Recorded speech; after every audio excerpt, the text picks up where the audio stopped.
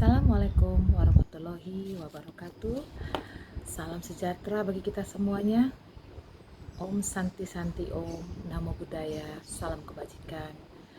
Terima kasih Bapak Ibu. Perkenalkan, nama saya Devina Sanjayani. Saya adalah Widaiswara Muda pada Pusdiklat Mahkamah Agung Republik Indonesia. Pada sesi ini saya akan menjelaskan paparan saya dengan karya tulis ilmiah saya untuk mendukung tugas-tugas dari teknologi pembelajaran pada jenjang menengah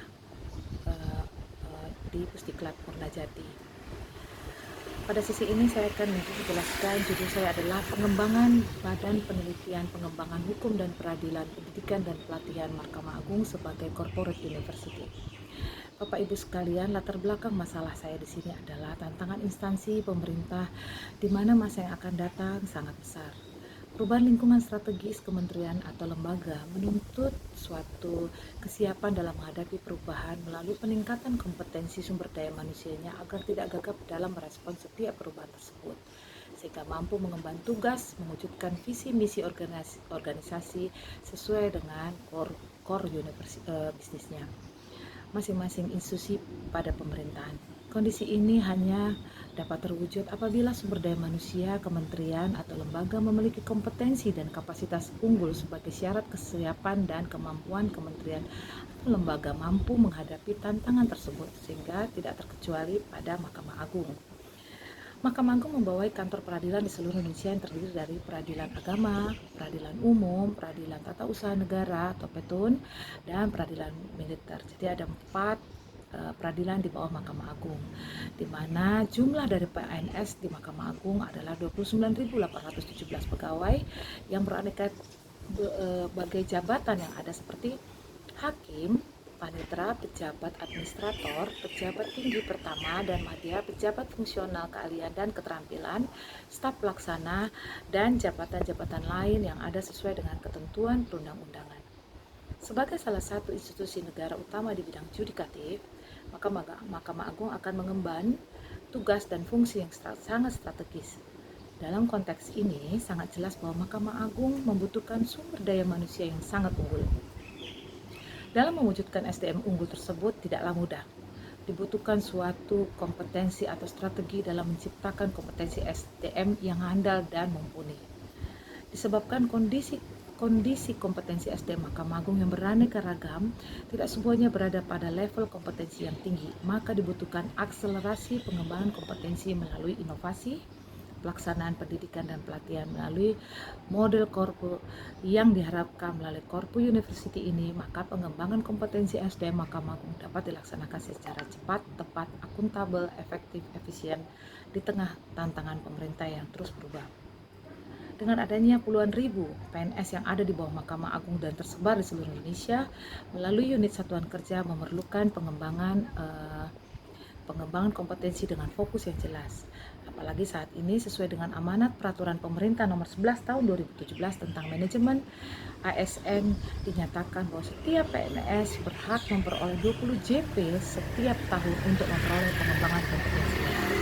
Maka tantangan ini dapat diwujudkan apabila pengembangan kompetensi SDM pada Mahkamah Agung dapat dilakukan dengan cara yang diperlukan, yaitu inovasi dalam proses kegiatan pendidikan dan pelatihan sebagai wujud dalam mengembangkan kompetensi ASN secara cepat, tepat, efektif, efisien, dan berbasis pada teknologi.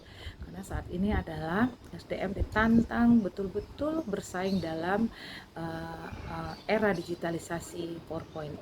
Bahkan sekarang sudah menuju ke 5.0. Kemudian corporate university adalah dapat menjawab alternatif bagi perubahan sistem pengembangan kompetensi guna menghadapi tantangan dan pemenuhan kebutuhan tersebut. Korpo merupakan tempat pembelajaran untuk melatih pegawai di organisasi dalam meningkatkan kinerja sesuai dengan visi, misi, dan strategi yang telah ditetapkan setiap organisasi. Mahkamah Agung salah satu institusi yang menjadi pilar dalam penyelenggaraan pemerintahan negara, sudah saatnya harus memiliki korpus sebagai badan institusi di bidang strategis yang sangat strategis di bidang pendidikan dan mewujudkan tugas dan fungsi Mahkamah Agung melalui pelaksanaan aktivitas pendidikan dan pelatihan pegawai yang mendorong pembelajaran dan pengetahuan pegawai maupun organisasi. Dan tantangan yang harus dijawab adalah tuntutan masyarakat terhadap kinerja Balitbang eh, eh, eh, Peradilan Mahkamah Agung harus benar-benar mampu meningkatkan kompetensi pegawai dan mampu merespon kebutuhan pendidikan pelatihan yang terus berkembang pesat saat ini. Kondisi ini harus direspon oleh Badan Diklat Mahkamah Agung dalam inovasi pelaksanaan pendidikan dan pelatihan bagi SDM Mahkamah Agung melalui strategi Korpu. Strategi ini perlu mulai dicanangkan mengingat kegiatan pendidikan dan pelatihan bagi setiap SDN Mahkamah Agung akan jauh lebih efisien dibanding metode lama yang pada titik tertentu tidak mampu lagi dapat diandalkan. Untuk itu, Mahkamah Agung belum memiliki korpu di tengah-tengah kebutuhan saat ini terhadap pengembangan kompetensi pegawai. Banyak instansi sudah berhasil membangun korpu untuk menjawab kebutuhan perubahan metode belajar dalam melatih para pegawai agar dapat mengembangkan kompetensi pegawai serta menjalankan tugasnya dengan cepat dan efisien.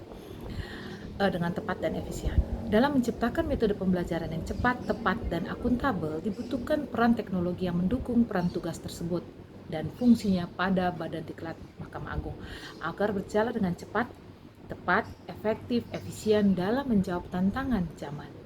Kemudian mempertimbangkan urgensi korpu tersebut, maka peneliti bermaksud melakukan kajian dengan judul Model Corporate University pada Badan Penelitian dan Pengembangan Hukum dan Peradilan Mahkamah Agung sebagai Corporate University. Kemudian kajian ini menjadi penting dilakukan mengingat hingga saat ini belum ada kajian yang dilakukan secara komprehensif tentang pembentukan korpu di Mahkamah Agung, kecuali hanya sebatas wacana saja. Melalui kajian ini diharapkan akan menghasilkan gambaran utuh tentang korpu dalam sistem pengembangan kompetensi SDM di Mahkamah Agung. Ada perumusan masalah dalam penulisan kami adalah bahwa penelitian ini adalah bagaimanakah model korpu yang diharapkan dalam peradilan Mahkamah Agung. Dan pertanyaan penelitian adalah ada dua, bagaimanakah aspek corporate university dalam penelitian pengembangan pusdiklat di Mahkamah Agung, dan yang kedua, bagaimanakah bentuk model korpu yang diharapkan dalam pusdiklat Mahkamah Agung. Dan tujuan penelitian ini ada dua, untuk mengidentifikasi aspek corporate university pada pusdiklat Mahkamah Agung, dan yang kedua adalah untuk merumuskan model corporate university dalam pengembangan pusdiklat Mahkamah Agung.